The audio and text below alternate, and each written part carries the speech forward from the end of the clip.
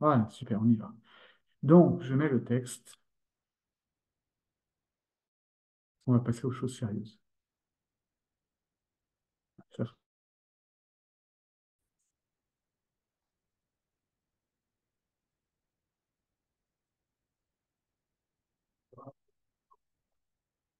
Alors,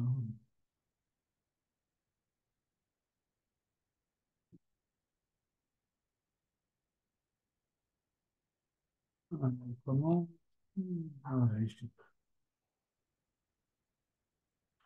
ouais,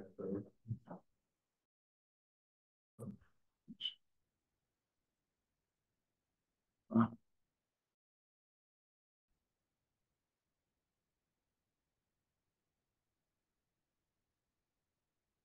voilà, donc on est en Das Gimel.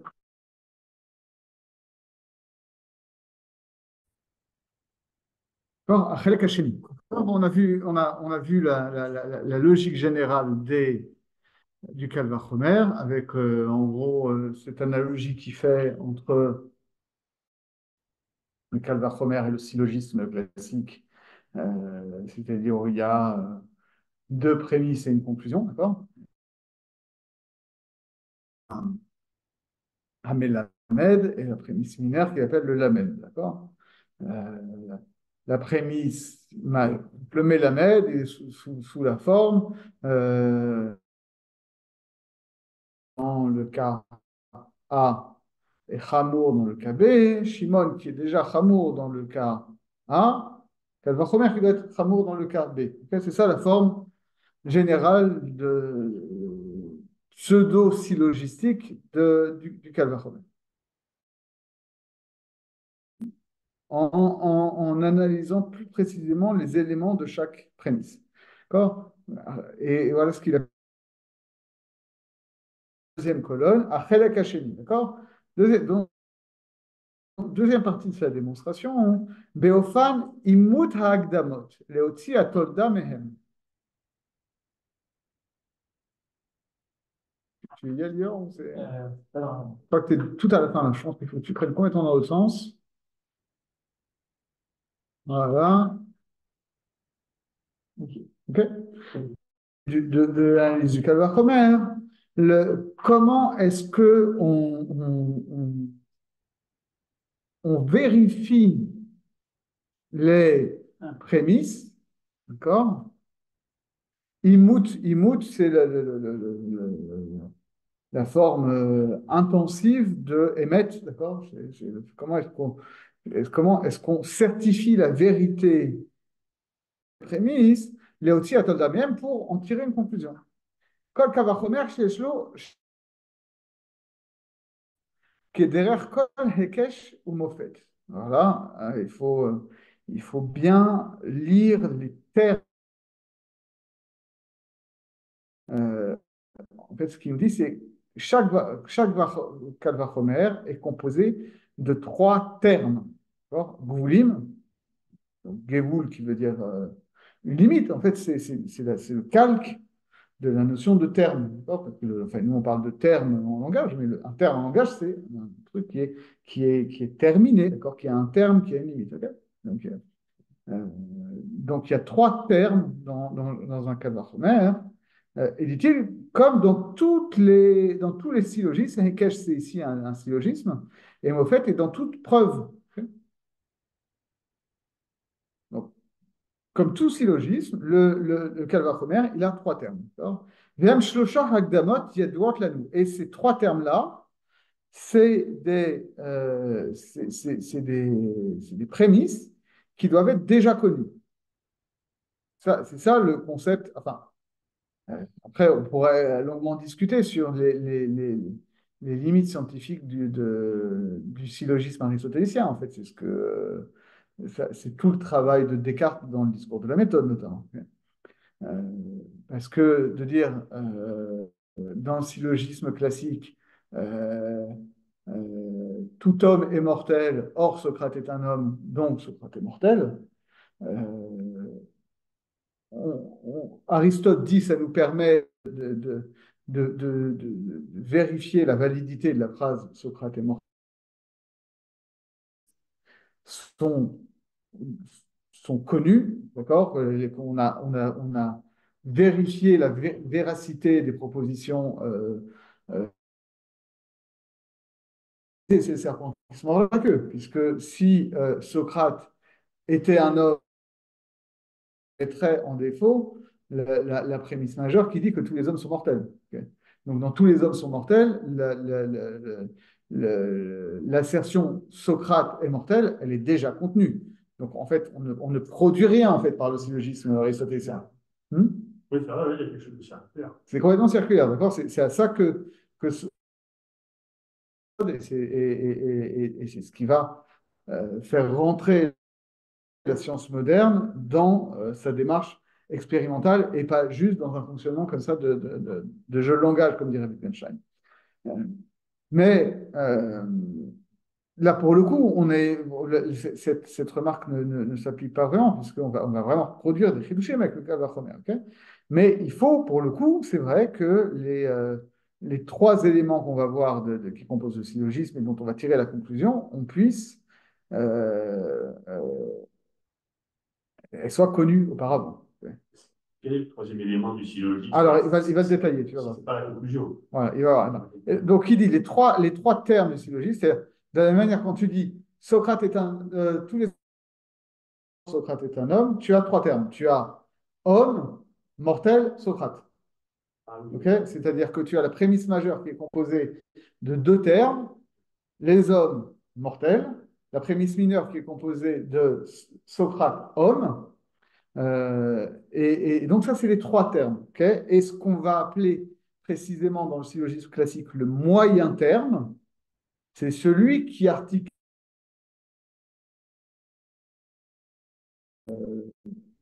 homme, la catégorie homme, c'est le moyen terme qui est présent dans les deux prémices, qui va articuler les deux et qui va faire qu'on va dire la conclusion. Et pour le coup, ce moyen terme, il disparaît dans la conclusion.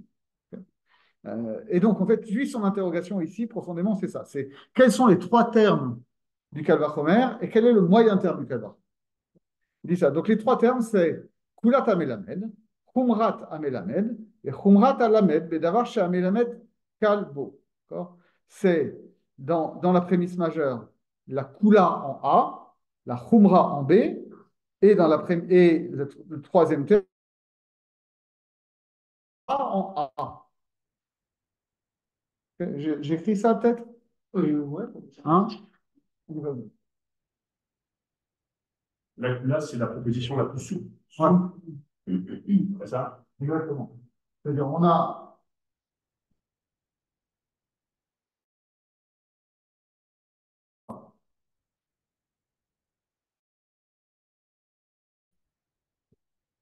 la lettre 1 et une 2. Voilà. Et là, pour moi. OK.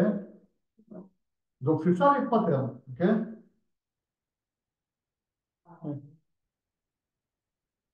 Donc, Vous voyez, voilà. Si Reuven, il est Kal en A et il est Hamour en B, Shimon qui est Hamour en A, c'est lui qui est aussi Hamour en B. OK. Donc, ça, c'est la conclusion. Ça ne fait pas partie des termes du syllogisme.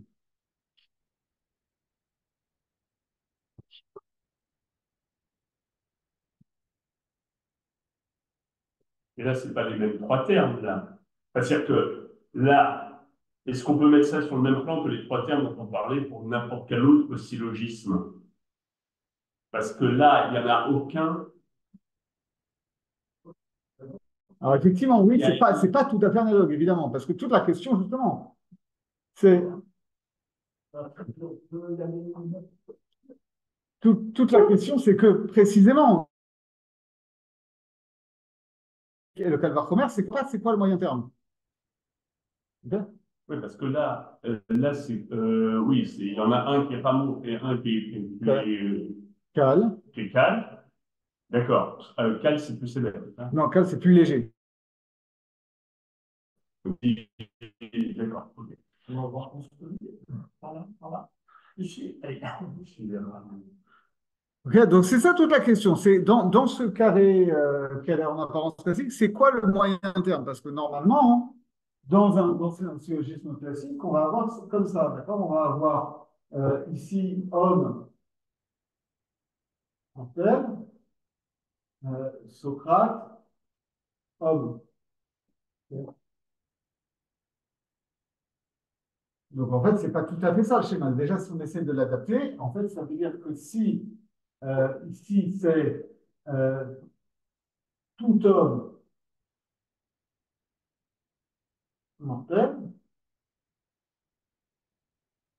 euh, ici Socrate homme,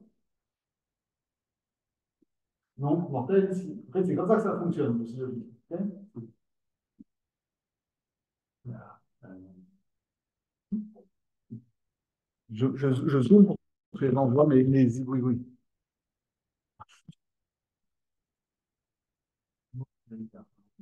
Donc, donc, ça, voilà. C'est vrai, on a trois termes, mais est-ce que ça peut ressembler à un syllogisme avec un moyen terme? Ok. Donc, dit-il, euh, donc il dit, les trois termes qui sont connus en prémisse du Kal Vachomer, c'est la Kula du Mélamed, la Khumra du Mélamed et la Khumra du Lamed. Là, la Khumra du Lamed, là où le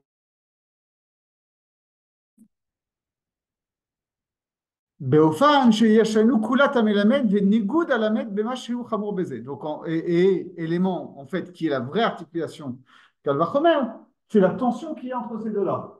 Okay. C'est ça la grande différence entre le Calvachomer et le syllogisme, c'est qu'ici on a une égalité, là on a une opposition.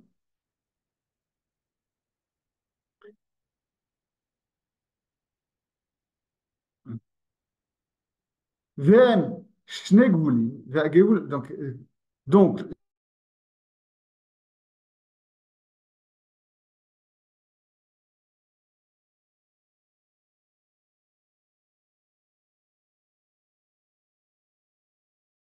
en tout cas, voilà. Le moyen terme, c'est cette khumra-là qu'on va transférer ici. Okay. Mais donc, ça ne ressemble pas au syllogisme. Parce que dans le syllogisme, et alors que chez nous, et il disparaît dans la conclusion, hein, alors que dans le Calvachomer, le moyen terme, selon cette approche-là, il serait, mais il va la rejeter, hein, il serait à gauche et il se retrouverait dans la conclusion. D'accord?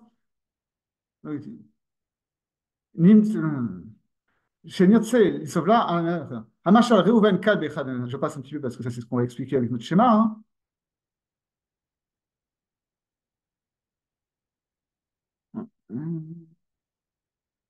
Ça, bon, ça c'est ce qu'on a expliqué. J'avance un peu. Donc, vous voyez en faisant les schémas, on comprend vite la difficulté de cette comparaison-là. Donc, il dit Onomar, chez Ageula Imsaï ou Nigoud à Rishon, Asher Ben, à Melamed, Valamed,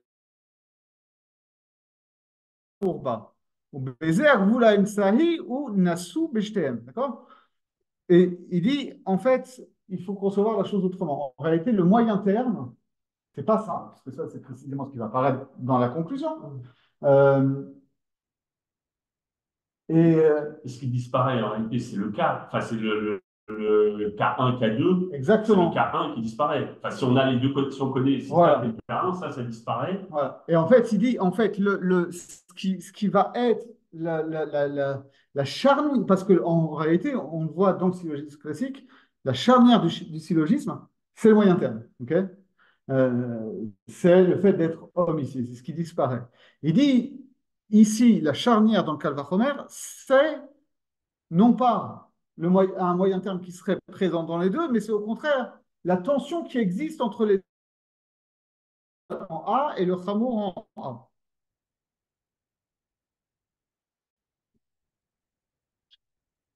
Donc c'est ça qu'il dit. Onomar שהגבול האמצעי הוא ניגוד הראשון אשר יש בין המלמד והלמד, שזה קל בזה וזה חמור בזה. ובזה הגבול האמצעי הוא נשוא בשתיהם. Donc ce qui fait que le moyen terme est effectivement l'attribut et attribut dans chacune des deux propositions. Chez Noma, Reuven a kal be'echad chamor be'bet, Shimon a chamor be'echad, etc. הרי לך שהאמצעי המשתף ביניהם הוא ניגודם באלף, d'accord? Le moyen terme qui va justement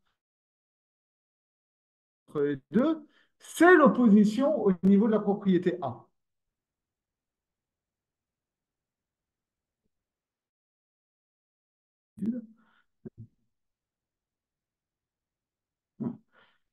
כמו שבכל היקש צריך שיהיה הקדמותיו ידועות והביטיות לנו. D'accord? Comme c'est dans le cas, dans tous les syllogismes, on a besoin que les prémices soient connues et vérifiées pour nous. Chez Imloken, à Tolda, l'autre itamet, parce que si on n'a pas ça, d'accord, si en fait on n'a pas établi ce fait-là qui est cette opposition-là, ça fait partie, si cette opposition-là, elle n'est pas affirmée, donc on ne pourra pas affirmer la vérité de la conclusion.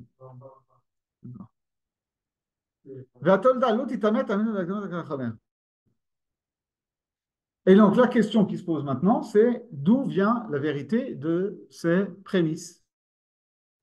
Oui, parce ce qui est nécessaire, c'est qu'en réalité, mais en réalité, c'est qu'on peut classer ces deux adjectifs, enfin, on peut comparer un adjectif moins gentil. Donc en réalité, on peut ramener les deux. Ce qui est important, c'est que l'attention, c'est qu'on peut ramener les deux sur le même plan. C'est-à-dire Oui. plus sévère et gentil, on pourrait dire, ça ne veut rien dire l'un par rapport à l'autre, on ne sait pas, mais sévère, ça veut dire moins gentil. Et donc, en réalité, on peut classer les deux, l'un par rapport à l'autre. Mais c'est surtout qu'en réalité, Cal et Framour, ça porte sur la même propriété. Oui, en réalité, c'est la propriété commune. C'est-à-dire ils ont deux modalités opposées d'une propriété à la commune. D'accord?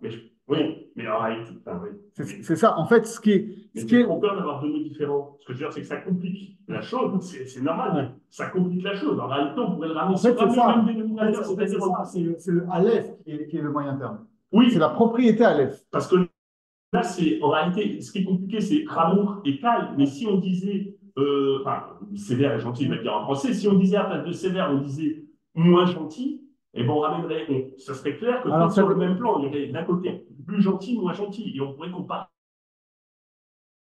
On comprend parce qu'on comprend le sens. Mais ce que je veux dire, c'est que c'est encore plus clair si on ramène au même mot. Oui, c'est surtout que c'est plus gentil ou moins gentil, c'est que des qualificatifs d'une même propriété. C'est cette même propriété qui est l'articulation. Oui, qui est la gentillesse. Non, pas qui n'est pas la gentillesse, qui peut être n'importe quoi, qui peut être. Est-ce que c'est métamédéol? Est-ce que c'est. Oui, d'accord. Donc, dit-il maintenant, d'où est-ce qu'on tire la vérité des prémices? C'est la grande question. Et on va voir que ça va avoir des conséquences. Il dit comme ça.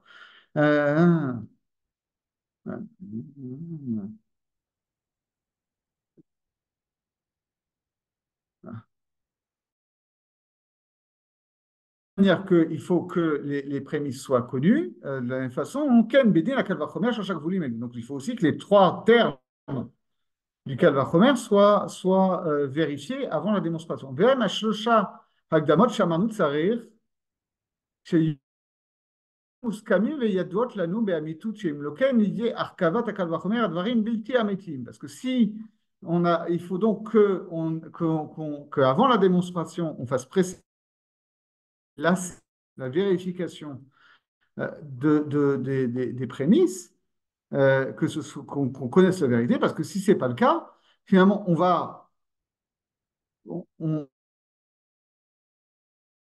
ne sont pas vérifiés. D'accord? D'accord?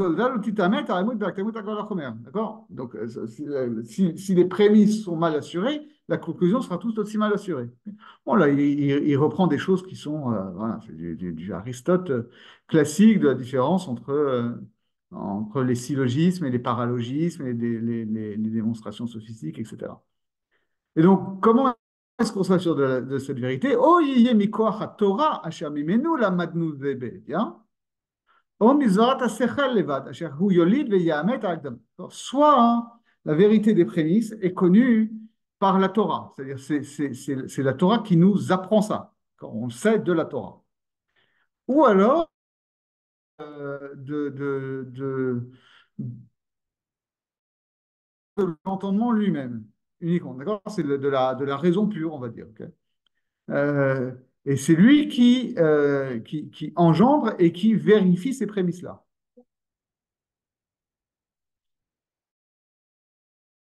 Razal, les shne minim, les karo otam shne shemot, d'accord? Et de ce fait-là, du fait que les prémices peuvent être vérifiées, soit parce que c'est la Torah qui l'affirme, soit parce que c'est la raison qui l'affirme, Chazal ont distingué les deux types de Kalvachomer, Kalvachomer de Torah et Kalvachomer de raison pure, on va dire, et leur ont donné deux noms différents. Un Rishon Kalvachomer des din. On trouve cette expression à Gemara, Kalvachomer des din. Et au Kalvachomer Asher Amitut Agdamotav, Kumikoach din Torah. Kalvachomer de din, ça veut dire un Kalvachomer dont la vérité des prémices est assurée par l'autorité de la Torah. Mais la chénie, Karu Kalvachomer des Svara. Et le deuxième, ça s'appelle un Kalvachomer de logique, on va dire. D'accord?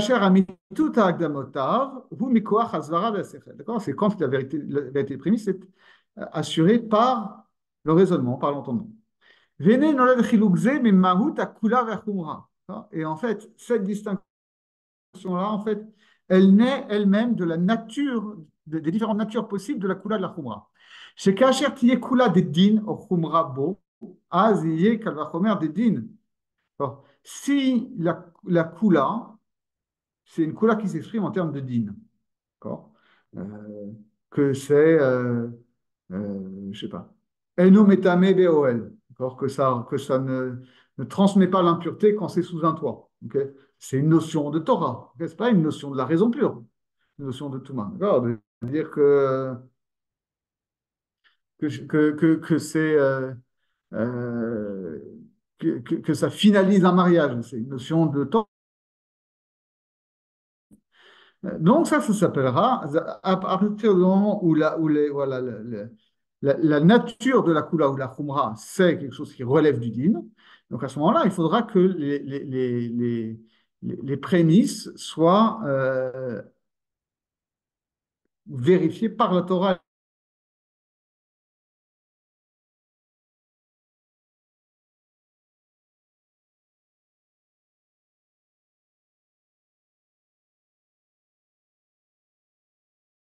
C'est la gradation de qu'est-ce qui est plus important.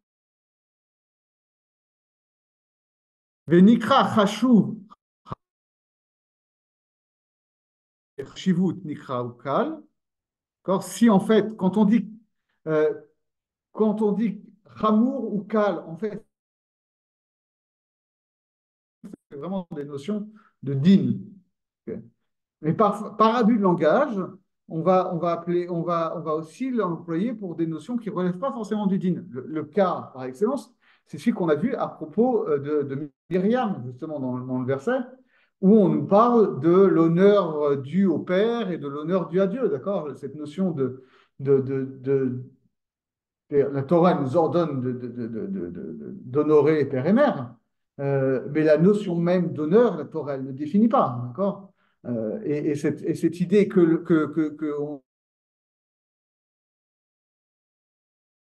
c'est quelque chose qui relève.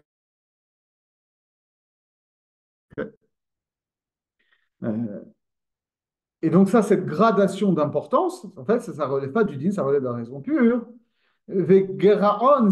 Et donc cette version dégradée, on va dire, Nikra Kalvachomer de Zara. Ça, c'est ce qu'on va appeler Kalvachomer de Zvara.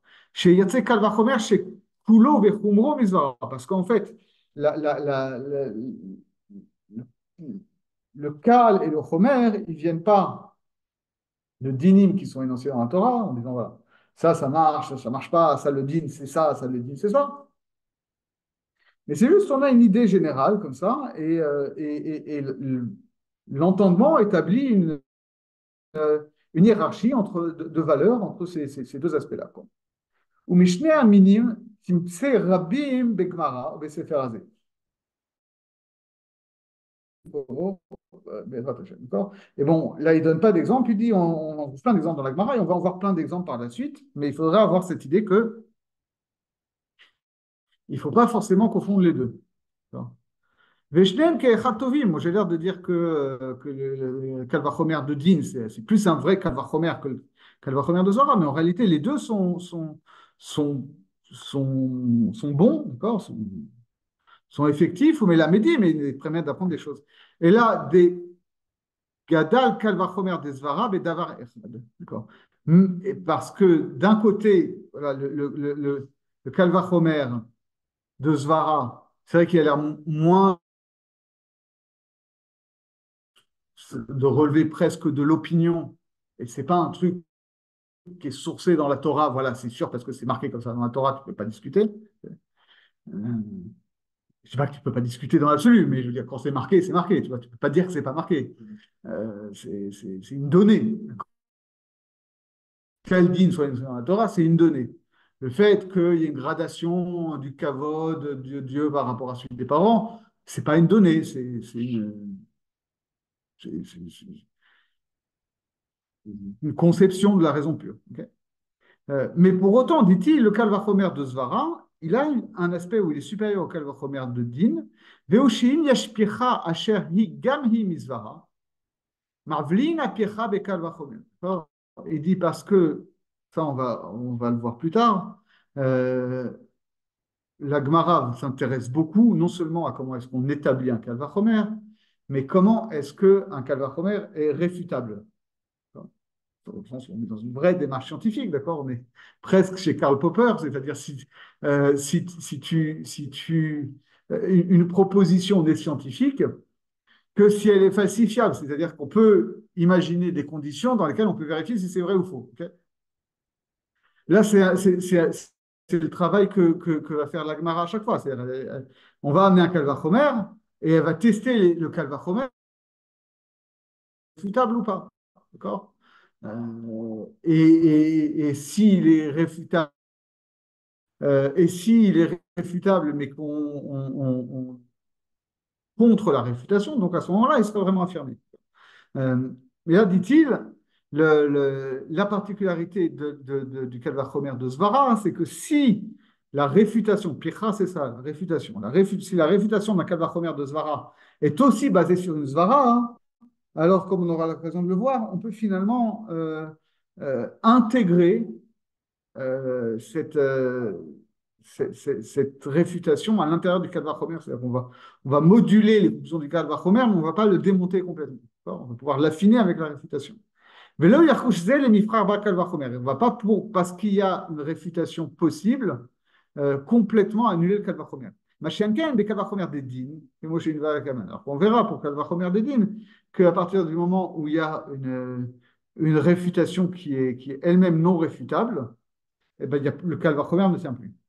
Au Fana, et là-bas, on verra que les conditions pour lesquelles on peut passer outre une réfutation sont très codifiées. Kachon hiver, au Fana, à Pierre-Chab, ça on verra.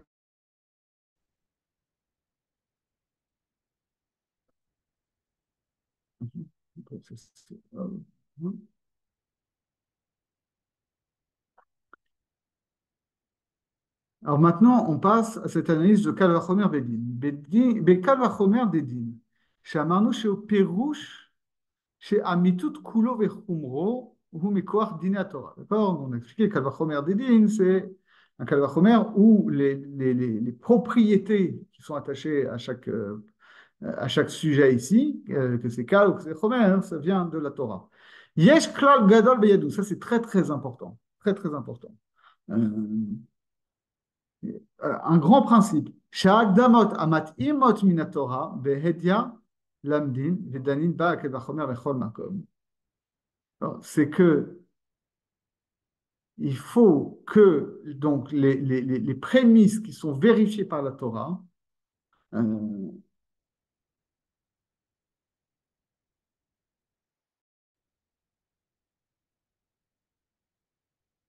on peut à chaque fois leur appliquer un kalvachomer. C'est-à-dire, dès lors que c'est écrit dans la Torah, on peut appliquer un kalvachomer. Il n'y a pas de règle de dire non, mais non, mais c'est un truc, on ne l'a pas reçu par tradition, donc on ne peut pas faire des Xerashava comme ça au pied levé. Kal vachomer, si c'est écrit dans la Torah, on est autorisé à essayer, à tenter un Kal vachomer, ok? Euh, ומן ההקדמות אשר אינן כתובות בתורה, אלא שהן הלכה למשה מסיני, אין למדים מהם בשום מקום לדון בהם קל וחומר. Mais quand c'est des choses qui sont d'Oraita, pas des Rabbanan, qui ont un degré que c'est une loi de la Torah. Mais ce n'est pas écrit dans la Torah. D'accord. C'est ce qu'on appelle Halakha le Moshe Missinaï. Je ne sais pas, la façon précise dont on doit faire la shrita des animaux, par exemple. Euh, la façon, il y a plein de trucs. La façon dont on fabrique les tefilines, voilà, il y a plein qui sont pas, où il n'y a pas un verset qui te dit ça. Tu sais que c'est de la Torah, mais ça a été transmis oralement à Moïse au Sinaï. Là-dessus, on ne peut pas faire un kalvachomer. Pas sur tous les dinim de Horaïta. C'est les trois qui doivent être Ouais, dans la Torah. ouais, ça on va voir le détail justement. Il va expliquer pourquoi ou c'est une règle comme ça? Alors on va voir. Mais on peut comprendre la logique. C'est-à-dire qu'il faut, en fait, le truc c'est que, alors, il dit comme ça, d'ailleurs, tu vas voir. Par contre, Ve'akdamot amat-imot, אינן להו ככתובות בתורה בהדיא, ודנים בהם קל וחומר בכל מקום. Mais par contre, quelque chose, une fois que tu as un verset, que de ce verset-là, en appliquant une des 13 règles qu'on est en train d'étudier, que ce soit Kal vachomer ou Geser Hashava ou Ekesh ou Kaloufrat, etc., et que tu en as déduit un nouveau din, ce din-là, il a aussi un statut de Torah Shevirtav, que c'est comme si c'était écrit dans le verset. Ok. Et donc, on peut à leur tour leur appliquer les mêmes règles.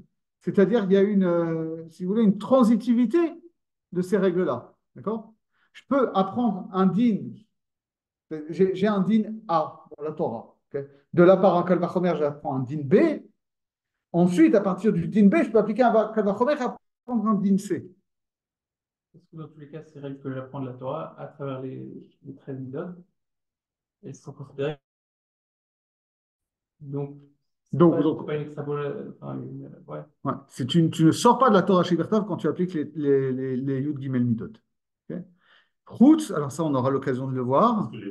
C'est parce que les 13 midotes, elles sont dans la Torah. Enfin, je suppose que l'idée, c'est qu'elles se déduisent de la Torah aussi. Alors, c'est la question, est-ce qu'elles-mêmes, elles sont à la Chalé Moshe Sinai ou est-ce qu'on les déduit des psukim? C'est la grande question. Et c'est ce qu'il va nous dire. Il va voir comme ça. Il dit comme ça. Alors, Chutz midine kodashim shebaem en danin kal vachomer me'akdamot nilmadot umitametot mikoach al yud gimel midot. Et là, bema shekatuv betorah be'edia.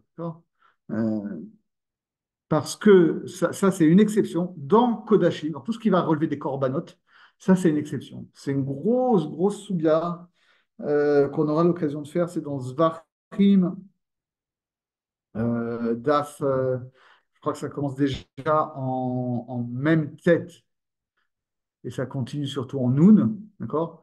Là-bas, on va poser les questions. Est-ce qu'on peut construire une Gezerah Shava sur une Gezerah Shava?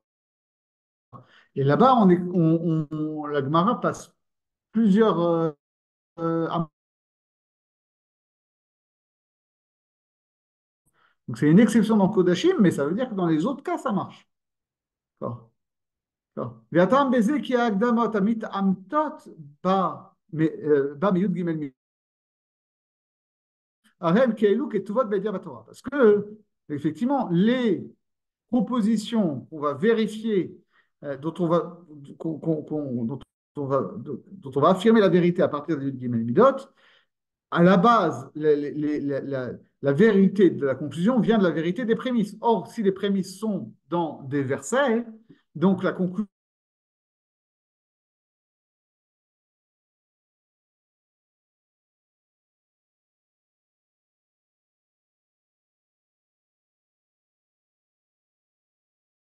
il dit, bon, je vais faire un chapitre rien que sur Kodashim à la fin du Sefer. אמנם ההקדמות המסורות לנו מהלכה למשה מסיני, כיוון דלאו מכוח קרעי כעתו, אין דנין בהם כלבה. D'accord? Mais les propositions qu'on a reçues oralement de Halakha le Moshe Sinai, elles ne viennent pas des versets, donc on ne peut pas faire un Kavachomer, des Shalosh Astrem Midot, Hem Halakha le Moshe Sinai. D'accord? Alors au contraire, il dit non, justement, pourquoi ça ne marche pas dans Halakha le Moshe Sinai? C'est parce que les Yud Gimel Midot elles-mêmes sont Halakha le Moshe Sinai. D'accord? Et dit-il, Veki agamre kuchabrichu le Moshe Amidot, lo ya Talmud ela al karai, o alma de atim et koar karai.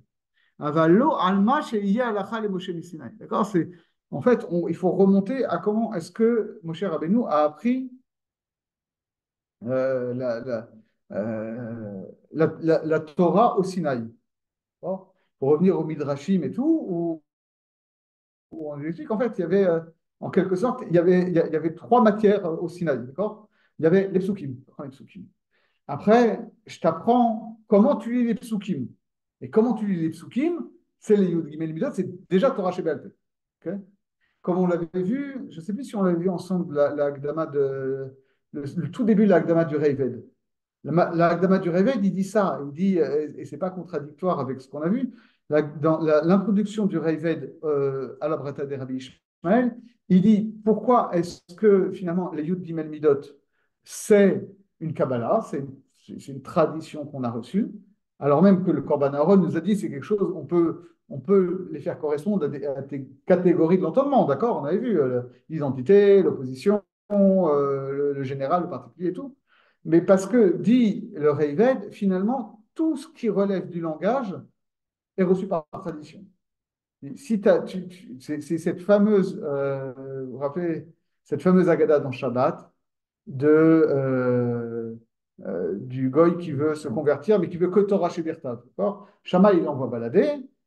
Il lui dit, bon, ok, tu veux que je Torah chez Birtav, parce que tu penses que Torah chez BLP, c'est des bêtises, c'est des inventions des rabbins. Ok, moi je t'apprends que Torah chez Birtav, mais il faut bien apprendre la lettre bête quand même pour dire Torah chez Birtav. Je t'apprends la lettre bête, Aleph, bête, Gimel, Daleth, tu reviens demain, on révise et on continue. Et le lendemain, il revient, il dit, on va réviser ce qu'on a vu hier. Ça, c'est Shin, ça, c'est Lamed, ça, c'est Tav, et ça, c'est Resh. Il dit, mais c'est pas ce que tu m'as appris hier.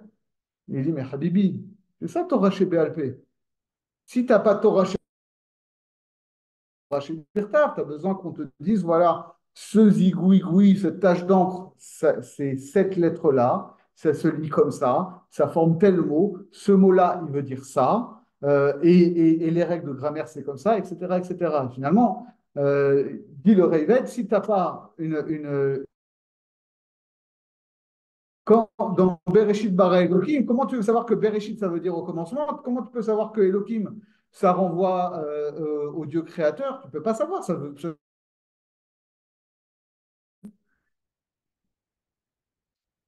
Et donc, tout ce qu'on développe ici, c'est de dire, voilà, finalement, Torah chez BLP, fondamentalement, c'est ça. C'est comment tu lis le texte de la Torah écrite. Et donc, c'est aussi bien comment tu lis les lettres que... C'est au service de la Torah écrite. C'est-à-dire, c'est ce qui te permet de lire la Torah écrite. Si je te passe juste la Torah écrite, ça va être comme, je sais pas, du linéaire B, tu vois, ou le disque de Phaistos. C'est des trucs sur de l'argile, personne ne sait lire, et donc tu peux rien en faire. Tu prends un non-juif, ou même un juif, tu lui donnes un sac Torah, il n'aura jamais la Torah écrite. Il aura un bout de parchemin avec des taches d'encre dessus. Et donc, finalement, fondamentalement, les Yud Gimel Midot ne sont que un élément, on va dire, de la grammaire hébraïque. Même des règles de l'entendement appliquées à la lecture de la Torah. Puisque on le voit, d'ailleurs, c'est la grande question qu'on a, que tous les commentateurs classiques d'Aristote ont, puisque finalement, tout ce qu'on voit là, toutes ces questions de logique, c'est l'organium d'Aristote. Or, quand Aristote décrit les règles de la logique, Est-ce qu'il décrit les règles de la pensée ou est-ce qu'il décrit les règles du langage? D'accord? Le logos, en grec, c'est quoi? C'est le langage ou c'est la pensée? C'est les deux, ma bonne dame, en fait. Et donc, là aussi, en fait, c'est la logique de la Torah. C'est ce que développe très bien Malbim dans son introduction au Chumash. Je ne sais plus où elle est exactement. Mais il développe cette idée-là. Il dit toutes les drachot des Chachamim qu'on voit dans le Sifra, dans le Sifré, etc. Nous, ça nous paraît tiré par les cheveux, mais parce qu'en fait, on a complètement perdu cette connaissance intime de la langue hébraïque. On ne sait plus comment ça fonctionne. Donc, oui, mais alors, quand le sujet il est avant le verbe, ça donne un autre sens que quand le sujet il est après le verbe, on a l'impression que c'est arbitraire. Non, c'est pas arbitraire, c'est juste que nous, on ne sait plus parler l'hébreu comme les Chachamim savaient parler l'hébreu. Okay. Ça veut dire quoi? Ça veut dire qu'on n'a pas les règles de base pour pouvoir voir qu'est-ce qui diffère? Ben, c'est-à-dire, même en français, tu vois, même en français, tu vois bien que quelqu'un qui est au collège, il a une certaine maîtrise. On peut espérer, il paraît que c'est de moins en moins vrai, d'accord. Mais il a une certaine maîtrise à la fin du collège de la grammaire et de la conjugaison. Okay.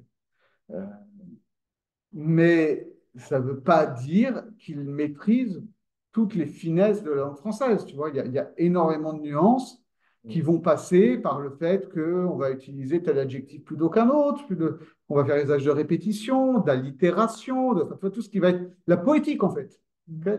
La poétique, c'est une extension de la grammaire fondamentalement. Okay. Moi, je me rappelle, j'avais un bouquin, si vous avez jamais vu ça. Alors, il se trouve que maintenant, ça vaut très cher. C'était dans des collections. Non, pas tout.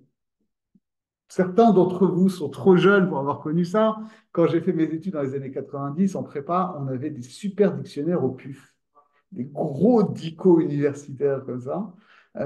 Et il y avait notamment un dictionnaire de poétique et de rhétorique d'un certain Mourier. Voilà. Et c'est extraordinaire, le schéma avec des courbes pour vous montrer justement là où les accents toniques vont tomber dans un vers et comment est-ce que ça. L'analyse de la scansion des vers en poésie, c'est un outil de compréhension. Après, mais ça, vous ne l'apprenez pas. J'avoue pas du tout le même niveau, que je suis plus débutant, moi, mais par exemple, je crois avoir lu, si je ne dis pas de bêtises, que Maïmonide, il ne traduit pas Bereshit au commencement. Il dit que c'est trop simplifié. Ah oui, bah, Bereshit, il y a toutes ces discussions-là, Voilà. effectivement. Ouais. D'ailleurs, c'est marrant que le Révet dise si on n'avait pas de Messorah, on ne saurait pas que Bereshit, ça veut dire Beatrala, Ouais. alors qu'en réalité, tous les commentateurs, que ce soit Maïmonide ou Ramban ou Rachid, disent mais ça ne veut pas dire au commencement. Ça peut- Et voilà, et Malbim explique ça aussi. Il dit par exemple, quand le sujet, normalement en hébreu, le verbe vient avant le sujet. Okay. Quand dans une narration passée, le sujet va venir avant le verbe, en fait, on est dans un passé antérieur. Euh, et donc, ça, c'est quelque chose que la plupart des gens qui lisent la Torah ne savent pas. Ils ne font pas la différence entre Vayeler Yaakov les Darko ou de Yaakov alach les Darko. Or, dit-il, Ça paraît évident que c'est passé à l'art. non, mais c'est en passé antérieur. C'est quelque chose qui se passe avant ce qu'on vient de raconter. Ou alors, c'est pour insister sur le sujet. D'accord? Quand tu vas dire ou Moshe Allah et la Elohim, d'accord? Il faut, je ne sais plus si c'est ça que dit l'université exactement, mais on va faire comme si. C'est ça, hein? Il ne faut pas traduire bêtement et Moïse monta vers Dieu. Il faut traduire et c'est Moïse qui monta vers Dieu. Il y a une insistance sur le sujet. Parce que sinon, on aurait dit Vayaral Moshe la Elohim. C'est comme ça que s'exprime la Torah. Si la Torah dit ou Moshe Allah la Elohim, ça veut dire qu'elle insiste sur Moshe. Ça, c'est des choses qu'on voit. Et donc, tout ce qu'on est en train de nous dire ici, c'est ça. C'est que finalement, les Yud Gimel Midot, c'est, on va dire, le niveau pro de la grammaire hébraïque. Okay. Et donc, comme tout ça, c'est des règles de lecture du texte écrit. Mais quand c'est des choses qui ne sont pas dans le texte écrit, qui sont Halakha le Moshe Misinaï, Halakha le Moshe Misinaï, quand Dieu explique à Moïse oralement qu'est-ce qu'il faut faire, Moïse, il transmet oralement ces choses-là, mais il n'y a pas besoin d'apprendre une grammaire de ce qui a été dit, puisque finalement, qu'est-ce qui va se passer? Ça, c'est aussi la grande différence qu'il y a entre Torah Shebertav et Torah Shebe'al Peh. C'est que Torah Shebertav, tu as un texte. Il est comme ça, tu ne peux pas bouger le texte. D'accord? Maintenant, là où tu vas te débrouiller, c'est d'essayer d'appliquer des règles de lecture au texte. Torah chez BLP, c'est l'inverse. Torah chez BLP, on ne te transmet pas un texte figé, on te transmet un sens. C'est le sens qui est fixé. Et après, la façon dont tu l'exprimes, ça ne change rien, tu vois. C'est-à-dire, Halakha et Moshe Mitsinaï, ce n'est pas du tout un truc, un texte fixé. Et c'est ça la grande différence aussi avec quand on parle de la. C'est ça tout le problème aujourd'hui quand on a un texte de la Mishnah ou un texte de la Gemara. En fait, on n'a pas un texte de la Mishnah ou un texte de la Gemara. On a une transmission orale qu'il a fallu figer pour des raisons mnémotechniques dans un texte qui est cadré. Euh, mais en réalité, les différentes versions qui peuvent se transmettre peuvent être vraies simultanément. D'accord. Dans la Torah, si le mot il est écrit comme ça, tu ne peux pas dire, ah ouais, il y a une version alternative du texte de la Torah où le mot il est écrit autrement. Okay. Ça, d'un point de vue orthodoxe, en tout cas, c'est hors champ. Les deux sont valables pour la Torah orale si les deux ne sont pas les mots qu'a employé Hachem. Non, sinon, il y en a un qui est. Parce qu'il n'y a pas qu'une. Enfin, oui, mais on s'en fiche. Est-ce que ça veut dire qu'il a. Non, mais est-ce que ça veut dire il a employé des mots? Ou est-ce qu'il a communiqué les idées dont il parlait ça, c'est une grande question. C'est encore autre chose. Ou est-ce que s'il a employé des mots, les mots n'étaient pas importants, c'est les idées qui comptaient? C'est sûr. Alors, savoir comment est-ce que Dieu enseigne exactement à Moshe, est-ce que Moshe entend des mots, est-ce que Moshe perçoit des idées, ça, on ne rentre pas là-dedans. Mais ce qui est sûr, c'est que dans Torah chez BLP, ce qui est important, c'est les idées qui sont transmises. C'est pas du texte. Pas du texte. Okay. Et donc, de ce fait-là, vu que les Yud Gimel Midot, c'est une méthode d'interprétation d'un texte, et que donc les méthodes d'interprétation d'un texte sont, pour le coup, du concept et pas du texte, parce que sinon, tu t'en sors pas. Okay. C'est-à-dire, imaginons, pour reprendre l'exemple des langues anciennes, vous voyez ce que c'est le disque de Phaistos? Le disque de Phaistos, c'est un truc incroyable. C'est un disque qui fait cette taille-là à peu près, qu'on a retrouvé à Phaistos, en Crète, avec en escargot comme ça une série de pictogrammes qui sont poinçonnés dans l'argile. On suppose que c'est une écriture. Personne n'a jamais réussi à la déchiffrer parce qu'il n'y a que ce document-là. Donc il y a, je sais pas, peut-être une trentaine de signes. Et en tout, si tu mets ça sur des lignes, ça ferait 10 lignes. Donc il n'y a pas assez de matière pour pouvoir le déchiffrer. Et surtout, tu n'as pas de pierre de Rosette à côté. Pratique toutes les langues qu'on a déchiffrées, il faut bien se mettre ça en tête, il y a toujours quelque part une pierre de Rosette. C'est vrai pour l'Égyptien, c'est vrai c'est vrai pour l'Akkadien, le Babylonien, le Sumérien, etc. Il y a quelque part une pierre de Rosette. Ou au moins des suppositions heureuses où on se dit, ben, cette langue-là qu'on n'arrive pas à déchiffrer, ça doit être une langue qu'on connaît. Okay. Et donc, on essaye de lire une langue qu'on connaît derrière ces gribouillis. Mais si tu n'as pas la langue, tu peux pas, il n'y a aucun moyen que tu puisses déchiffrer. Donc là, si on te donne voilà, le Dix de Phaistos et on te donne un manuel de lecture du Dix de Phaistos écrit dans la même langue que le Dix de Phaistos, tu n'es pas plus avancé.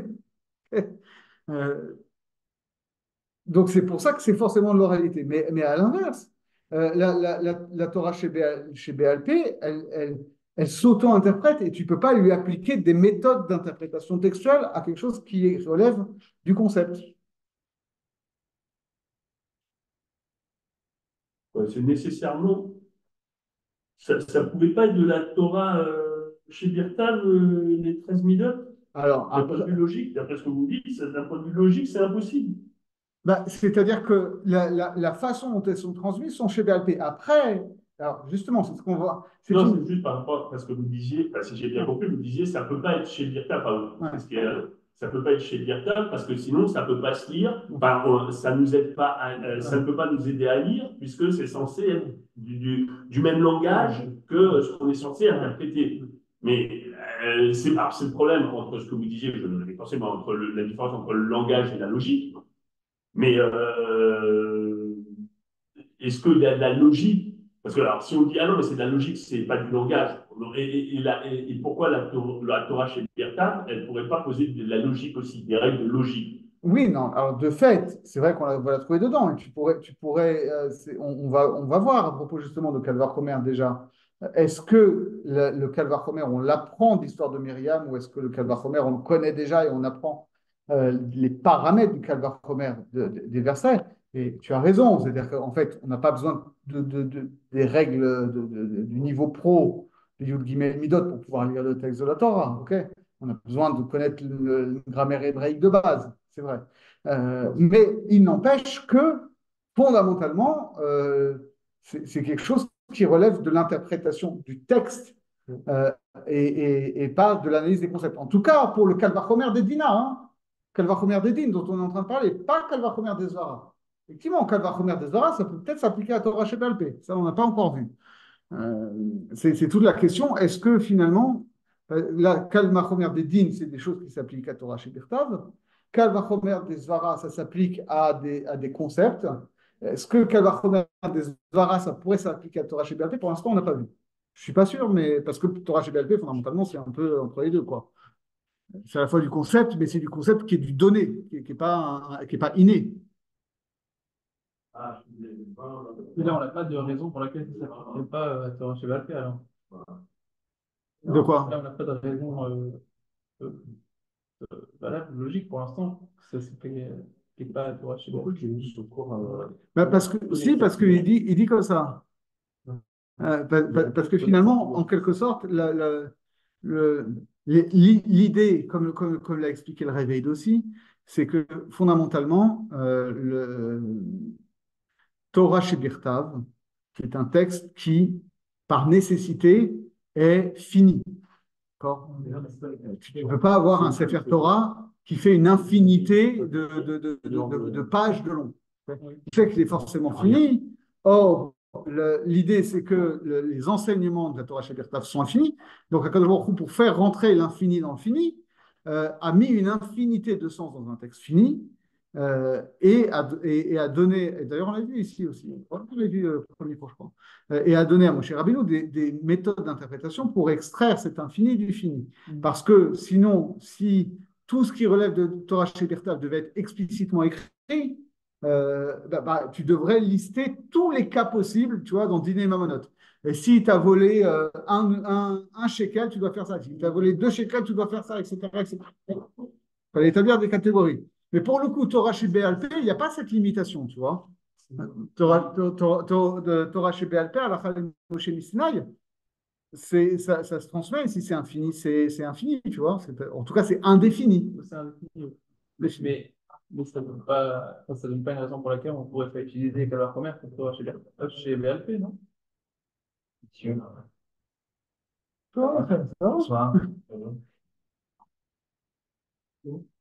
En tout cas, voilà comment. C'était très intéressant. Alors, d'habitude, c'est le mardi. Si tu veux revenir le Ah oui, mardi. avec plaisir. Peut-être pas demain, mais avec plaisir. Non, pas demain, justement, on Ouais. fait ça aujourd'hui parce que Ah. demain, il n'y a pas, parce que demain soir. Ah bah oui. Ah, mais la semaine prochaine, ce sera mardi. À bientôt. À bientôt. Ah.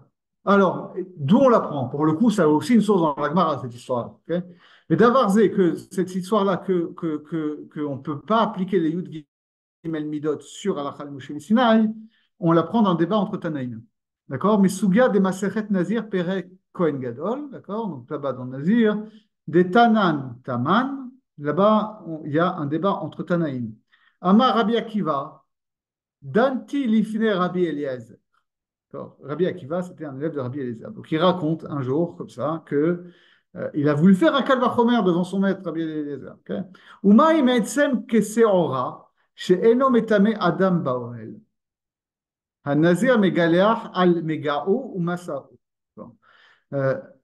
Donc, ici, donc, le mélamède, c'est un bout d'os de la taille d'un grain d'orge. Bon. Ça ne transmet pas la touma, baoel, c'est-à-dire qu'on s'est couvert par un toit. Vous vous rappelez ces notions-là, hein, que l'impureté d'un objet qui est avatuma, se transmet en général par le toucher, touchant quelque chose qui est avatuma que devient tamé. Dans certains cas, c'est aussi en le soulevant, d'accord? C'est-à-dire même si je ne touche pas, mais par exemple, je le prends avec une pelle comme ça a entamé. Ce n'est pas le cas pour tout. Et il y a certaines choses, en réalité, il n'y a que les cadavres ou les bouts de cadavres de juifs qui vont également rendre tamé si on se trouve simplement sous le même toit. D'accord? Euh, et donc, ça, c'est plein de halakhot que personne connaît parce que ça ne s'applique plus aujourd'hui. Et il n'y a même pas de Gemarot dessus, mais en réalité, ça revient tout le temps dans les Gemara. Donc, c'est un truc qu'il faudrait idéalement réviser régulièrement parce que c'est compliqué. C'est vraiment compliqué. Mais l'idée, c'est ça, c'est que normalement, donc quel cadavre ou partie de cadavre est susceptible de transmettre une impureté quand on est sous le même toit que lui? C'est non seulement un cadavre dans son intégrité, mais aussi un membre entier, d'accord? Ou un organe entier. Euh, et si organe entier, on dit c'est à la fois la chair et l'os. Ok. S'il n'y a plus l'os et que c'est qu'un bout de chair, il faut que ça ait le volume minimal d'une olive. D'accord? Kazaïd Bassar. Ok. S'il y a, s'il y a l'os mais pas la chair. Il faut qu'il y ait suffisamment de chair pour que si la personne était encore, si le bout, si l'organe était, le membre était rattaché à la personne vivante, la plaie pourrait guérir. Ok. Si c'est pas le cas, c'est juste un bout d'os, et ça ne transmet pas l'impureté sous un toit. Ok. Quel que soit le volume. C'est-à-dire que juste des ossements, ça ne transmet pas d'impureté sous un toit. Si vous me touchez, oui, mais être juste sous le même toit que lui, non, ça va. Parce que vous pouvez visiter en théorie, les catacombes, pas de problème à ce niveau-là. Euh, donc on dit voilà. Mais Macron, Alors, je parle de ça, les halakha, vélo, les masses. Je ne suis pas en train de dire aux Kohanim d'aller visiter les catacombes de Paris. Mais Mistama, il n'y a pas de Toumat Oel pour juste des os. Ok. Par contre, il y a Toumat Maga ou Massa pour même un bout d'os aussi gros qu'un grain d'orge. Euh, donc c'est surtout ça le problème, d'accord? Que si on va toucher ça ou si juste on va le soulever même par inadvertance, on devient tamé. D'accord? Ça veut dire en touchant, en soulevant. Ouais. Ok. Et donc un nazir qui toucherait ça, il est obligé, nous dit-on, de faire le processus de purification, de se raser la chevelure, d'apporter un sacrifice parce qu'il s'est rendu impur par inadvertance. Ok. Donc,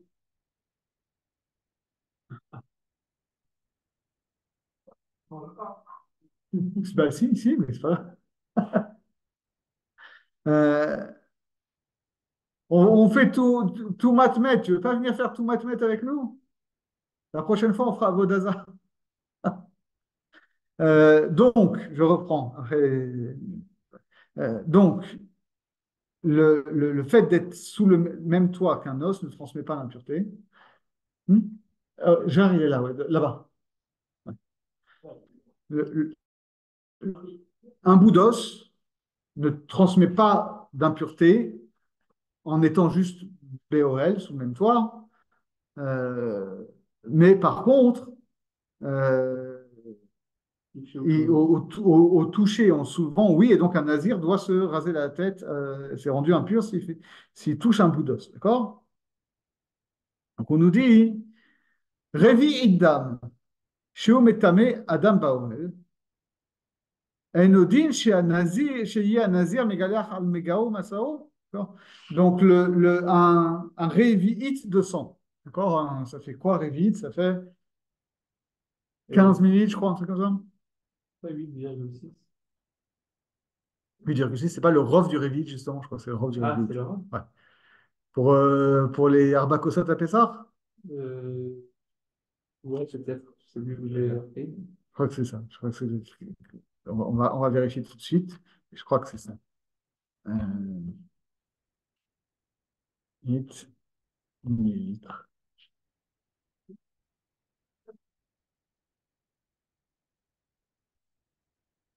Ah, il y en a qui ont 8,6 et ouais, ah oui, je me rappelle pourquoi. Parce qu'il y a une discussion, effectivement. C'est-à-dire pour le Chazon Ish, c'est 15 millilitres. 15 millilitres, 15 centilitres. 15 centilitres, ouais. Pour le Chazon Ish, c'est 15 centilitres. Et pour le Rav Naé, c'est 8,6 centilitres.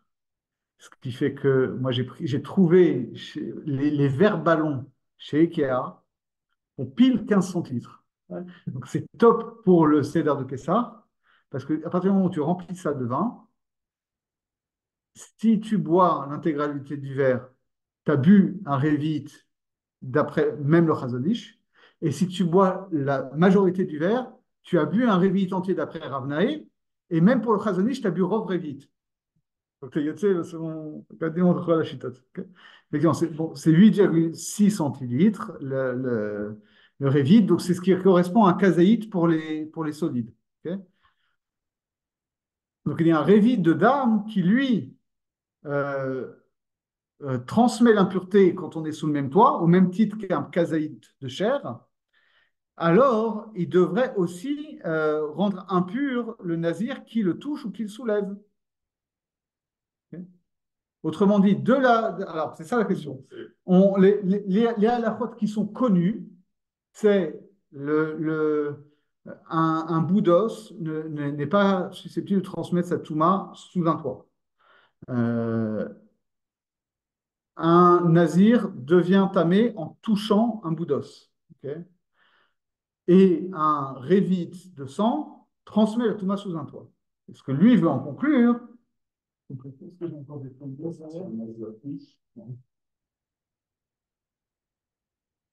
A priori, sous un toit, c'est plus fort que sans le toucher. Oui. En touchant, je veux dire. Bah, c'est-à-dire, Allez, Il n'y a pas besoin de contact direct ou de contact. oui, sous un toit, c'est une touma plus puissante que le fait de toucher. Tu n'as pas besoin de toucher pour être tamé. Okay, donc on a ici, on va dire,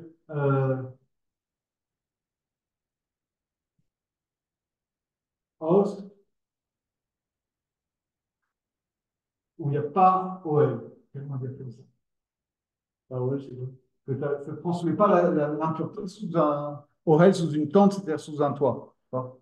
Euh, okay, ça, c'est sa coula. Okay.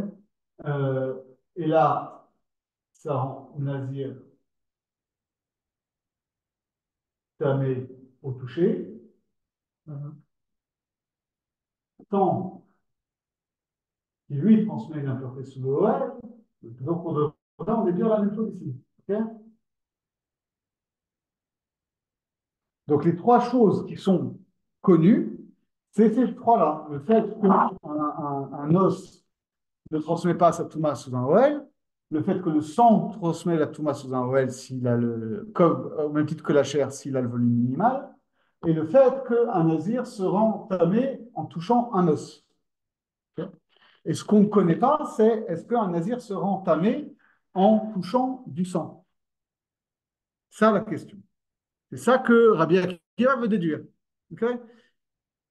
Et alors attention, c'est ça la grosse question. Okay. Et il dit comme ça, voilà, Amarlo, et donc Rabbi Eliezer répondit, Mazer Akiva, qu'est-ce que tu racontes aquí? En danin kan kalvachomer, on ne peut pas faire un kalvachomer ici. Ou piresh Rashi, les Rashi nous expliquent, les fiches en danin kalvachomer, mais halacha. Parce que Rachid explique parce que on ne peut pas faire un kalvachomer sur une halakha de Moshe Missinaï. Okay. Donc ça c'est la Mishnah. Okay. Uba et Gemara, et la Gemara pose la question. Etsem kaseora halakha verevi dam kalvachomer vendanin kalvachomer me halakha. Odilma revi dam halakha ve'etsem kaseora kalvachomer vendanin kalvachomer me halakha. Tashema, Etzem Kasora Alacha Vereli Dam Kal Vachomer.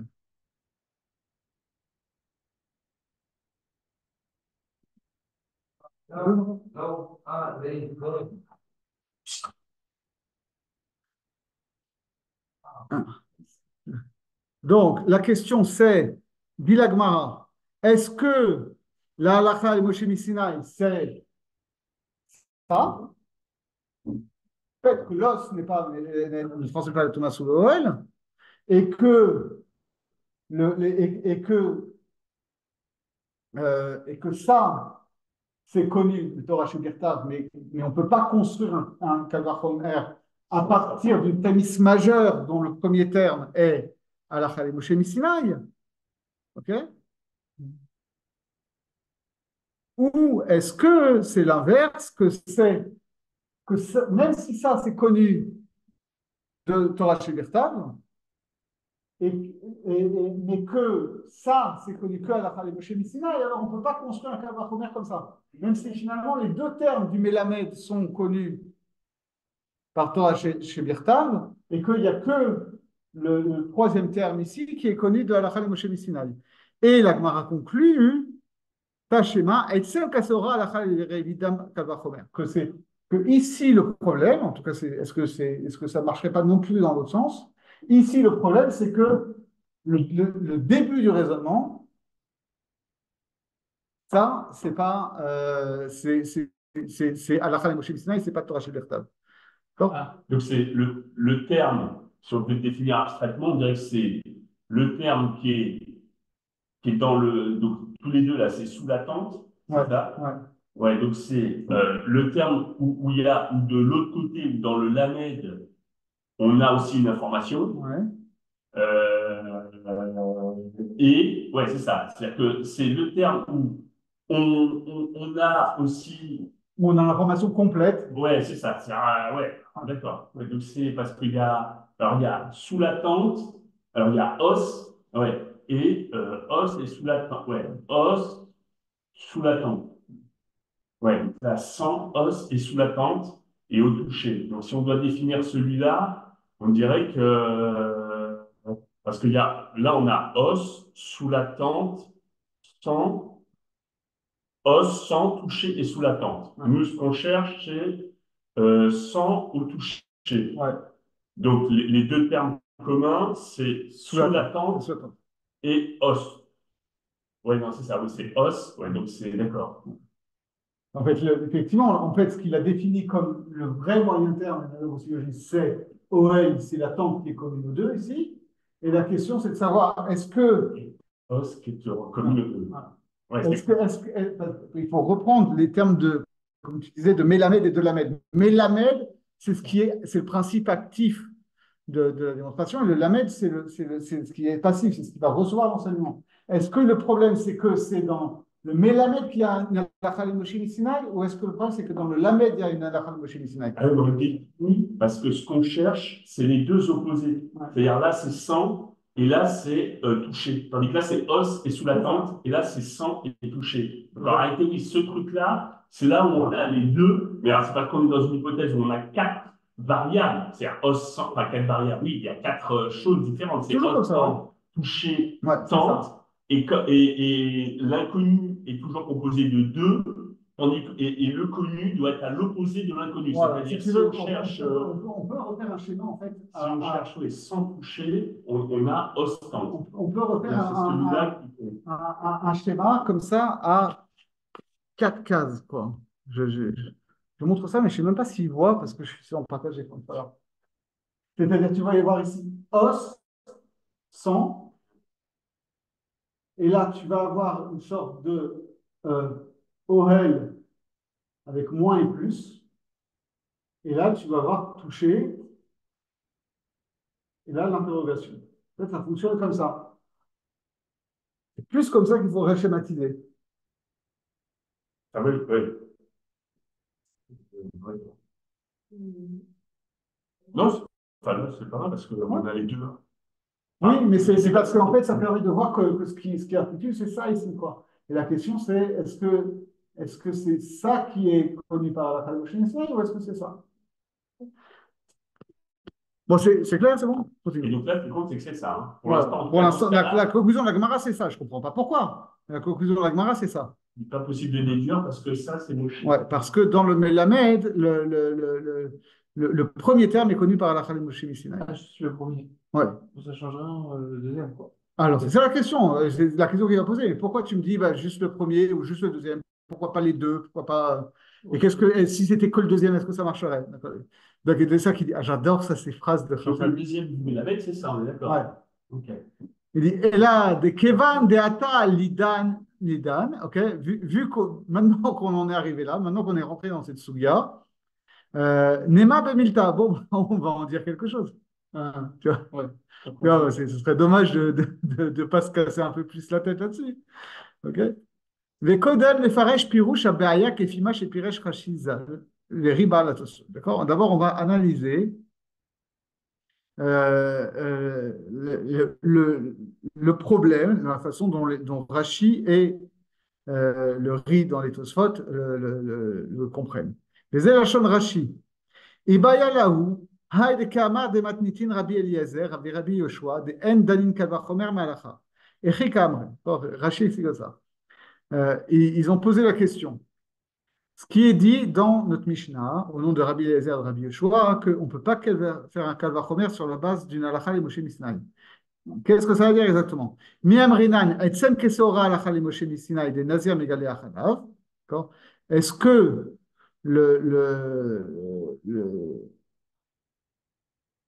c'est intéressant. En fait, c'est pas ça qu'il dit. Justement, c'est pas ça, en fait. J'ai mal lu.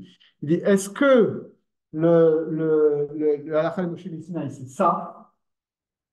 Ah, Merci. Ok. C'est le fait qu'un nazir devient tamé en touchant un os.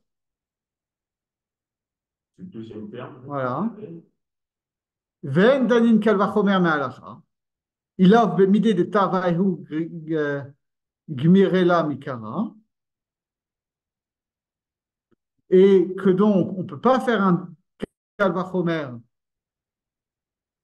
si les deux lois, les deux termes, ici et ici, Donc les trois informations. ouais, les trois infos. Alors, justement, pour l'instant, ça laisse dans cette lecture-là, laisse dans l'ombre cette histoire de l'os qui n'est pas métamé BOL.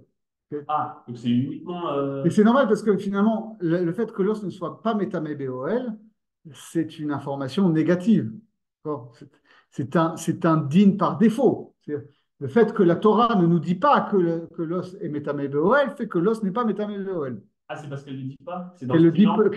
qu'elle le dit pas, ou en tout cas qu'elle exclut, ça va être la question en fait, parce qu'il n'y a aucun pasouk qui te dit clairement qu'un os n'est pas métamé baoel, qu'un nazir devient tamé quand il touche un os, ou que un révide de sang est métamé baoel. Tout ça est peut-être ou pas Torah chez Birtav, mais de toute façon, il n'y a pas de verset explicite. Si c'est Torah chez Birtav, de toute façon, il va falloir comprendre comment on sort des psukim. Mais donc Rashi, il dit, voilà, en fait, le fait que l'os soit pas métamé BOL, c'est une non-information, en quelque sorte. L'information qu'on a, le din positif qu'on a, c'est que un nazir qui touche un os devient tamé, mais ça, c'est halakha le Moshe Missinaï. Il n'y a aucune source dans les psukim. Ok. Et que donc, euh, vu que c'est un des deux éléments qui permet de déduire le din, ça, en fait, qu'il faudrait, euh, puisque finalement, en fait, ce qu'il veut dire, c'est que notre conclusion va associer le fait que le sang soit métamé-BOL avec le fait de devenir tamé ou touché pour dire le sang rend le nazir tamé. Ok. Et donc, Rachid dit, pour pouvoir construire un Kalvachomer qui soit Deoraita, il faut que les deux termes de la conclusion soient de l'ordre de Torah chez Birtav. Tu ne peux pas transférer une propriété qui est elle-même Torah chez BLP, en fait. Parce que ça, c'est la propriété qu'on va transférer. C'est touché. Ouais, le fait de rendre tamé ou touché. D'accord. Le fait que un os rentre rentamé en le touchant, ça c'est Torah chez BLP. Ça c'est la propriété qu'on voudrait appliquer au sang.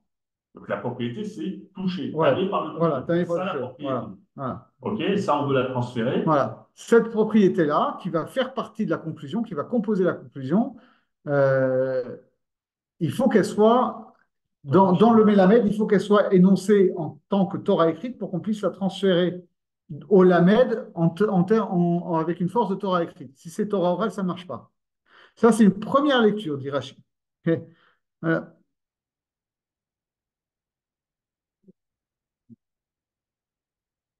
Oh, Dilma Achike Mais alors, Amar. Oui, vas-y. juste, donc, là, il distingue bien dans la conclusion, pas comme dans toutes les propositions, il distingue bien deux choses, c'est-à-dire deux éléments. C'est-à-dire là, ça sera sang et toucher. Ouais, Il distingue bien, c'est ça qu'il ouais, veut dire, par ouais, propriété. ouais. Mais alors, ça veut dire quoi? C'est-à-dire que si os, est-ce que ça aurait un sens de dire os, c'est pas dans la Torah écrite? Parce que là, il dit, ah non, mais le toucher, c'est pas, c'est Torah Alors, chez ce qui dit que C'est quoi qui est Torah chez BLP en Torah chez réalité? BLP, c'est le fait que le nazir devienne tamé en touchant un os. Ouais, donc c'est deux choses. Donc c'est os et toucher. Ouais. C'est-à-dire c'est la proposition qui est Torah chez BLP. Voilà, Mais qu'est-ce qu'il veut dire? c'est la propriété rendre tamé au toucher appliquée à l'os. C'est C'est cette ça. propriété-là qu'on voudrait transférer sur le sang. Mais parce que, donc ce qu'il veut dire, c'est que nulle part dans la Torah écrite, est-ce que ce qu'il veut dire, c'est une question, il y a l'hypothèse qu'on puisse être tamé au toucher. Si, ça c'est sûr, mais spécifiquement pour l'os, Mais alors, comment, vous pouvez redire ce qu'il dit, comment qu'est-ce qui distingue là-dedans? Parce que d'après ce que il dit j'ai comme compris, ça. vous avez dit, il y a une des deux. Il suffit qu'une des deux soit Torah chez BLP. Pour que ça marche pas. Ouais, mais alors une des deux, quoi. Il dit comme ça. Je comprends bien. Si vous pouvez aider J'ai rien du tout sur moi. Je suis vraiment désolé. לא עשו, אם רוצים, זה בשביל משפחות בבני ברק, של תלמידי חכמים, מי שרוצה עושה סקן, יש דירקט נגד לעשו, השם יברך אתכם.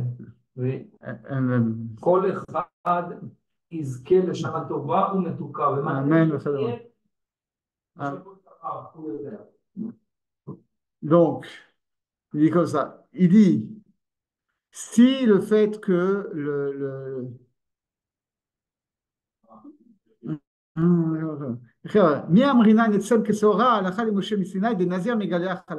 si c'est une halakha les Moshe Missinaï que un petit bout d'os rend tamé un nazir qui le touche.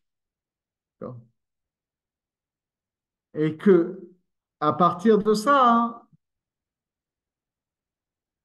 on veut construire un Kal Vachomer avec ça, avec le sang. Mais donc, on peut pas transférer sur le sang qui est connu par la Torah écrite une propriété qui est connue uniquement par la Torah orale. Mais qu'est-ce qu'il veut dire par connu uniquement? La propriété, c'est os qui rend tamé, qui rend tamé au toucher.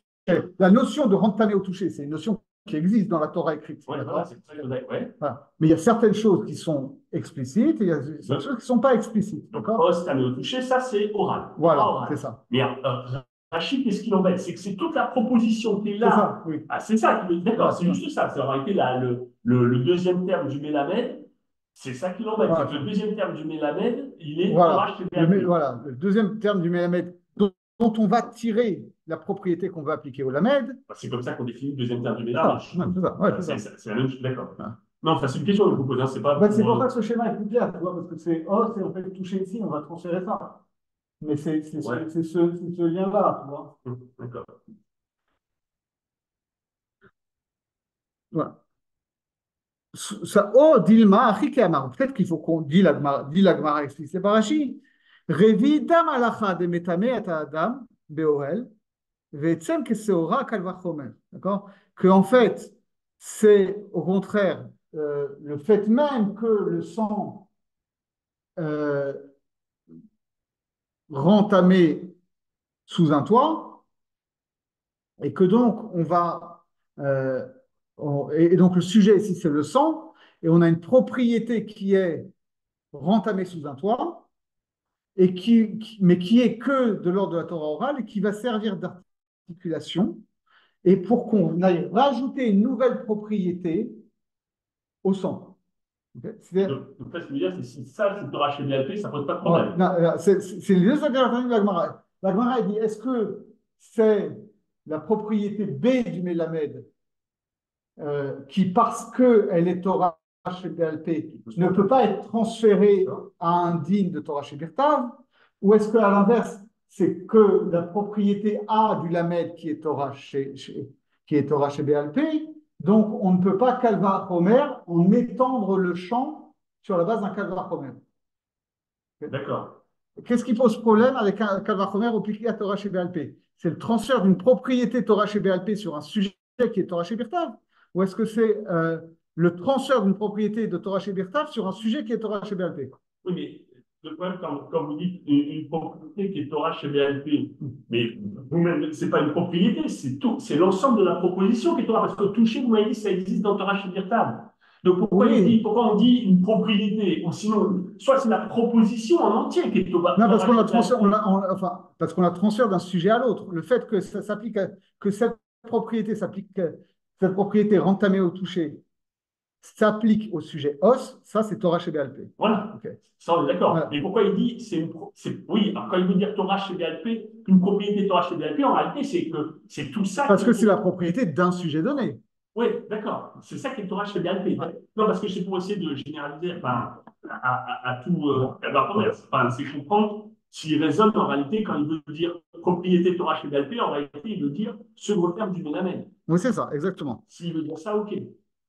Enfin, je comprends. Ouais, c'est ça. Et donc, c'est ça l'idée. De toute façon, en fait, la conclusion, elle va être la conclusion d'un Kalva Homer, c'est le sujet du Lamed avec la propriété B du Mélamed. Okay. Et donc, la question, c'est le problème d'appliquer un Kalva Homer à quelque chose qui est Torah chez BLP, c'est est-ce que c'est le transfert d'une propriété Torah chez BLP sur un sujet qui est Torah chez Birtav, ou est-ce que c'est le transfert d'une propriété chez Birtav sur un sujet qui est Torah chez BLP? C'est ça la question. Globalement, hein, pour essayer donc, il a l'air de dire que si les deux sont chez BLP, en revanche, là, c'est sûr que ça ne marche pas. Ouais, Mistama, c'est sûr que ça marche. Okay.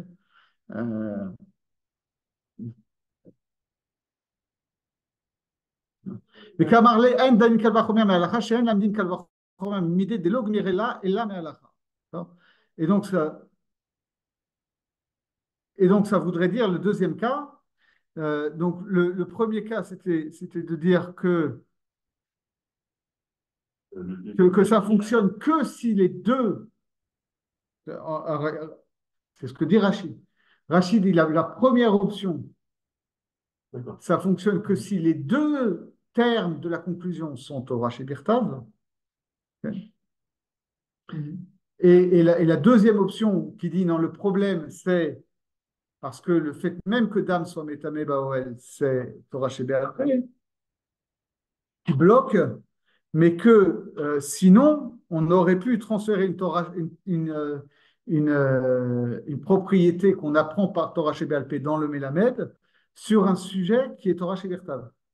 Okay. Au contraire, enfin, je veux dire, j'ai pas compris, il a l'air de dire, soit, enfin, j'ai pas compris, soit il faut que les deux soient Torah chez Birtav, soit il peut suffire qu'un seul des deux soit Torah chez Birtav, mais encore faut-il savoir lequel. Il y a un débat sur lequel. Parce qu'il y a là, il dit, dans le premier cas, où le sujet sur lequel on va transférer la propriété, sa khumra de base, qui est le fait d'être Métamé Baoel, est connu par Torah chez Birtav. Et pour autant, Rabbi Akiva voudrait transférer une propriété qu'on connaît par Torah chez BLP, ça, c'est pas possible. Donc, ça veut dire qu'il faut que les deux soient Torah chez Birtav, et le sujet et la propriété. Et pourquoi ça ne voudrait pas dire qu'il suffit que l'autre soit Torah chez BLP et que c'est celui-là qui doit être Torah chez Birtav? Pourquoi on envisage pas le cas contraire? Parce que, dit-il, dans le cas contraire, alors reprenons. Si c'est. Moi, je vois trois cas. Enfin, abstraitement, on voit trois cas. C'est-à-dire, soit il faut que les deux soient Torah chez Birtav, soit un seul suffirait, mais après, il y a débat sur le fait de savoir lequel doit être Alors, Torah justement, Shabbat des deux. justement, le cas que la Gemara n'envisage pas, C'est celui où c'est c'est Torah Shabbat non, celui-là. celui dont elle ne parle même pas, c'est celui où les deux sont Torah chez BLP, Ah. c'est parce que les deux sont Torah chez BLP que ça ne marche pas. Ouais, ça, oui. Ok, ça Oui. c'est sûr. Mais ça, je dis ce Voilà, cas-là. Moi, voilà. dans les trois cas, il n'y avait pas celui-là. Il y avait les deux sont Torah chez Birtav. Ouais. Auquel Bah, ça c'est cas, sûr que ça marche. ça marche. Donc, il reste deux cas. C'est soit, est-ce qu'un seul Torah chez BLP marche? Et dans ce cas-là, il suffit que lequel des deux soit Torah chez BLP pour que ça marche. Ah, justement, c'est ça qu'il dit. Il dit, alors, si les deux sont Torah chez Birtav, c'est sûr qu'il n'y a pas de problème. Si les deux sont Torah chez BLP, la Gemara n'en parle même pas, ça veut dire que Mistama, c'est sûr que ça ne marche pas. Donc maintenant, les deux alternatives, c'est quoi? Si c'est le sujet qui est chez Birtav et que la propriété est chez BLP et que même comme ça ne marche pas, c'est-à-dire qu'il faut que les deux soient chez Birtav. Ah oui, donc là, il fait. Ah oui. Alors qu'à l'inverse, si le problème, c'est que le sujet est chez BLP et que ça empêche de transférer une propriété qui est chez Birtav, ça veut dire que le problème fondamental, c'est que la halakha de base que tu veux étendre, puisque là, c'est l'extension de propriété.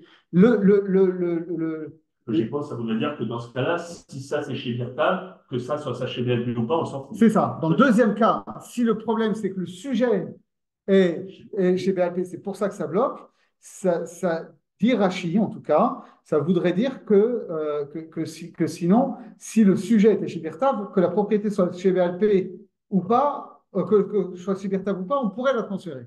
Okay. C'est quoi le sujet là Le sujet, c'est Dame ici. Okay. C'est ici. C'est le premier terme du Lamed. Le sujet est BLP, Ouais. la conséquence, ce que j'apprends de. Ouais. Ça devient. Parce que donc, le Kalvachomer, c'est ça, c'est qu'on a un sujet 1 qui a une propriété A, Kal, avec une propriété B qui est Chamour. Okay, et un sujet 2 qui a une propriété A qui est Chamour, et on veut lui transférer la propriété B. Okay. La question c'est, voilà, est-ce que le problème c'est la propriété B qui, parce qu'elle serait Torah chez BLP, n'est pas transférable? Okay. Ou est-ce que le problème, c'est que le premier terme de là où on veut transférer, c'est-à-dire l'articulation même du Kalvachomer, qui est que le sujet 2 a une propriété A qui est Chamour par rapport au sujet 1, ça, on l'apprend de Torah chez BLP. Et donc, tu ne peux pas construire. Tu vois? Est-ce que Rachid explique la différence qu'il fait entre. Est-ce qu'il explique pourquoi, si le problème, c'est la propriété qui est chez BLP, alors il faut que les deux soient chez Birtav, tandis que si le problème, c'est que le sujet est chez BLP, alors ça veut dire que s'il est chez Birtav, ça ne posera pas de problème, peu importe que la propriété soit chez BLP. Est-ce qu'il explique la différence de traitement entre les deux? Rachi, non. Rachi, il va pas. Il nous laisse bosser. Eh ben, il va continuer, mais il y a encore des pages et des pages. Donc, je propose qu'on s'arrête là pour ce soir parce qu'on va continuer. Après, il va nous faire. Peut-être on fait rapidement le Baal HaTosfot. Tu vois, il va dire et riz Baal HaTosfot aussi flekar baiser. Donc, comme il va expliquer, le riz, donc Rabbi Yitzhak de Dampierre, l'arrière petite fille de Rachid, le plus grand des Baal HaTosfot après Rabbi Nutam, on va dire. Il dit, il ne vient pas contredire Rashi, comme c'est parfois le cas, il vient rajouter des choses. Il dit, Beomro, etzem keseora alacha de nazir megali achalav, mikara lo ate, dertiv al kol nefashot met, lo yavou. En fait, il va faire un, il dit, voilà, qu'est-ce que ça veut dire que le fait que le nazir devient tamé en touchant un bout d'os, que ça c'est halacha les Moshe Misinaï, que c'est pas dans le verset. Pourquoi? Mais des kara lo ati, parce qu'on peut pas le tirer du verset, parce que le verset il dit quoi? Akol nefashot met lo yavo. Le nazir ne doit pas s'approcher de tout être mort, on va dire. On verra comment on le traduit. Midé des métamé bébia. C'est-à-dire qu'il il devient tamé par une approche. Verevi Dam, euh,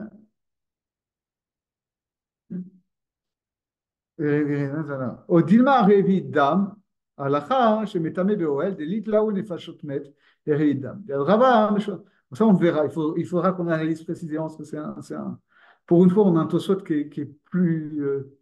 Euh, qui est plus obscur que Rashi, on va dire. Il dit moins les choses.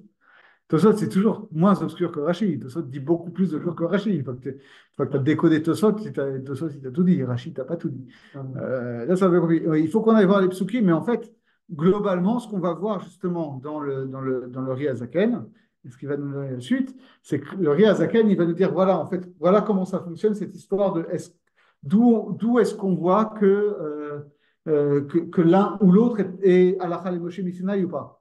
Puisque finalement, ça va être une dracha sur un pasouk. Est-ce qu'on fait la dracha sur le verset ou est-ce qu'on ne fait pas la dracha sur le verset et que donc on l'apprend de halakha le Moshe Missinaï?